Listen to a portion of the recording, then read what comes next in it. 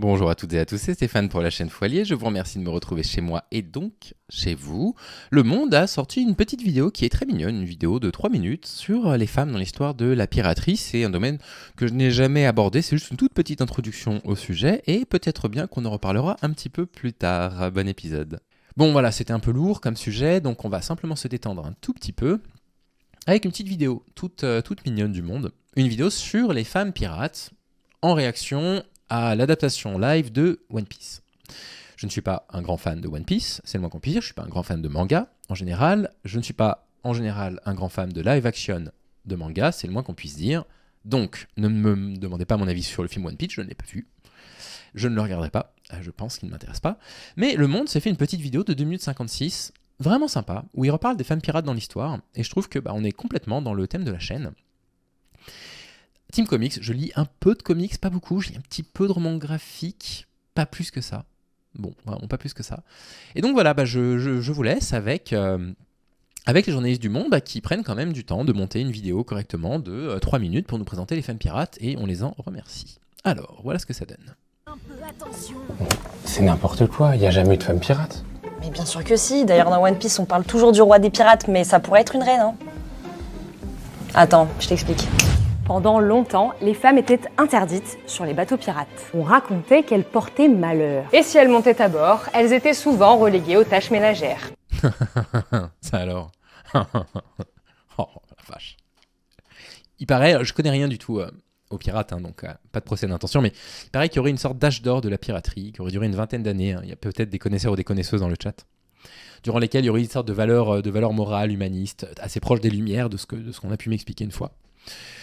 Je me demande bien si, même à l'âge d'or de la piraterie, les femmes étaient reléguées aux tâches ménagères. Femme au gouvernail, mort au corail. Très bien, Igurtis. Petite référence misogyne, mais bien placée, et on sent la critique très bien. Voilà, petit trait d'humour qui passe. Mais il y a dans l'histoire quelques exemples de femmes qui ont su s'imposer dans ce monde masculin pour devenir des pirates célèbres. Laissez-moi vous en présenter quelques-unes. Voici Xingxi, considérée comme la pirate la plus puissante de tous les temps. Nous sommes en Chine, en 1801, quand elle est capturée par des pirates et mariée à leur chef. Avec son sens de la discipline et son côté stratège, elle ne tarde pas à gagner la confiance de tout son équipage. 6 ans plus tard, à la mort de son mari, elle prend la tête de l'organisation, une coalition de 2000 navires et 70 000 pirates qu'elle mène d'une main de fer. Il y a une autre femme redoutable célèbre qui est entrée dans la piraterie en s'alliant à un homme. Alors Anne Bonny, ça me surprend parce que moi je ne savais pas de qui il s'agissait. Fait partie des personnages dont on me demande le plus souvent de faire un épisode dans les commentaires ou dans les messages privés sur Twitter quand on pouvait écrire sur Twitter à quelqu'un avant de le suivre mutuellement. Et donc il y a un jour je le ferai, hein, avec plaisir. J'ai vu qu'il y avait des biographies qui parlaient d'elle, qu'elle avait inspiré beaucoup de personnages dans la littérature. Donc j'en parlerai. Donc tu la connaissais. Moi je ne la connaissais pas. Rowling, Kiwi et plein de lettres derrière, je ne la connaissais pas. Anne Bonny. Fille de bonne famille irlandaise, elle s'échappe du domicile familial à 16 ans après avoir rencontré un pirate des Caraïbes. Elle l'épouse mais vite déçue puisqu'il se met rapidement à dénoncer les vrais pirates aux autorités.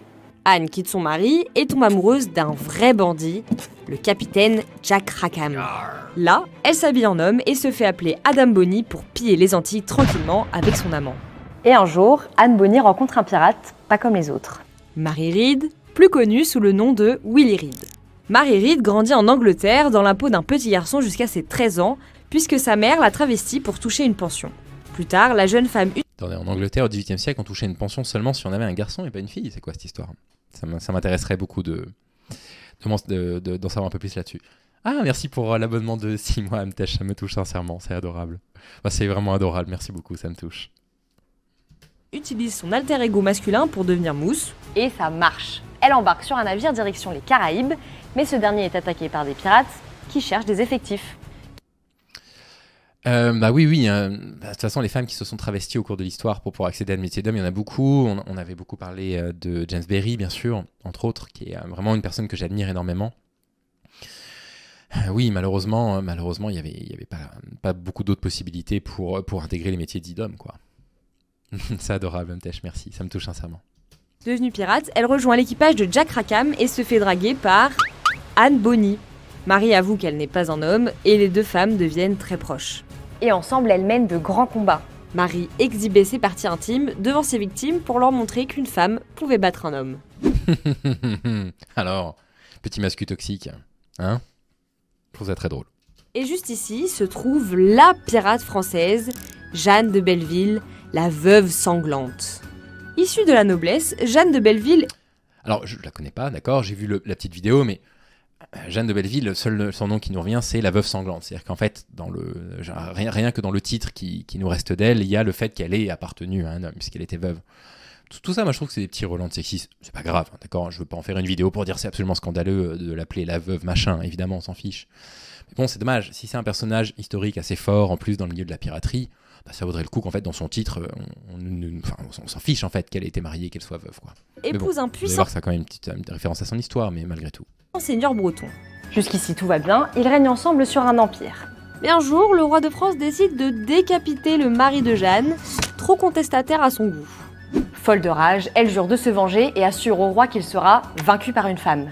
Avec sa flotte, elle pille les navires marchands français, détruit les châteaux, démembre ses ennemis. Bon, elle finit par s'exiler en Angleterre quand son bateau est coulé par la flotte royale. Mais son image hante les ports bretons pendant des siècles. Aujourd'hui, une quinzaine de noms de femmes. Oui, bon, bref. Alors évidemment, c'est très bien de remettre ces noms sur le devant de la scène. Mais bon, enfin, je veux dire, c'est quand même les femmes dont elles ont parlé qui ont tué des centaines de personnes, quoi. Et il y a eu un cri de Willem, absolument, Amtech. Donc voilà, c'est pas forcément les modèles que j'ai envie de mettre en avant non plus, quoi. Mais c'est vrai qu'on a cet imaginaire presque romantique, en fait, de la piraterie chez les hommes. Enfin, c'était des barbares sanguinaires aussi pour certains d'entre eux, quoi. Quand on lit certaines histoires de certains pirates où qu'on disait qu'ils pillaient, ils violaient à foison, moi j'ai du mal à comprendre pourquoi dans notre imaginaire collectif il y a un truc romantique à la piraterie, quoi. Je peux comprendre l'idée d'aventure, l'idée de découvrir des nouvelles terres, etc. Mais bon, c'est très bien, c'est quand même très bien qu'on rappelle que les femmes, elles ont existé dans tous les domaines et qu'elles ont simplement été soit mises de côté par les hommes. Nous, ça nous sert pour notre analyse, on va dire, sociologique et historique de la place des femmes dans la société. Les hommes les ont écartées d'à peu près tous les postes. C'est pas forcément des personnes qu'on a non plus envie de mettre en avant. Les femmes pirates survivent à travers les légendes. Faire carrière dans la piraterie était pour elles un moyen de vivre libre, loin des obligations réservées à leurs conditions. Oui, enfin, si elles se retrouvaient sur un bateau, sur le pont d'un bateau, à nettoyer avec un balai parce qu'on leur filait ces tâches-là, super, quoi. Et selon vous, laquelle mérite le titre de reine des pirates? Bah, c'était très chouette. Très sympa, ça a dû demander un peu de travail d'écriture, un peu de travail de montage. C'est bien qu'ils aient fait ça, Le Monde, c'est plutôt original. Je n'ai pas trop l'habitude de voir ça chez eux. Quand ils ont des petites vidéos, c'est plutôt des interviews en chant contre chant. Non, là, il y a un petit effort. Puis, alors, je sais pas d'où vient ce décor, mais je l'importerai bien chez moi. Hein. C'est quand même plutôt chouette. Donc voilà, donc si jamais ça vous intéresse, bien sûr, on fera un épisode sur une ou deux femmes pirates. Hein, si un jour vous voulez qu'on en parle, avec plaisir. Je pourrais faire un petit peu de recherche, ça me ferait plaisir de me documenter un petit peu là-dessus. Donc pourquoi pas.